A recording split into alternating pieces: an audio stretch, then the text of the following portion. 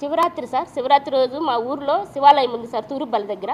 అక్కడ మొత్తం జనాలు వచ్చితే వాళ్ళందరికీ సార్ గురించి, సార్ పడిన బాధ చెప్పి వీళ్ళందరికీ ఓటేయండి, మన తెలుగుదేశం సార్ గారికి, చంద్రబాబు నాయుడు సార్కి ఓటేయండి అని ప్రతి ఒక్కరికి చెప్పినారు సార్. ఇక్కడ ఒక ఊరోళ్ళు కాదు సార్, అందరూ వస్తారు అక్కడికి.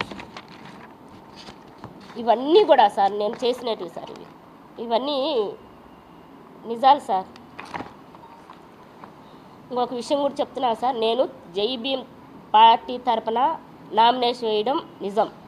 అది ఎందుకు వేసినానంటే 7 కోట్లు అతను తీసేసుకున్నాడు సార్. మళ్ళీ నా దగ్గర బ్యాంక్ బ్యాలెన్స్ ఎలా వస్తుంది సార్?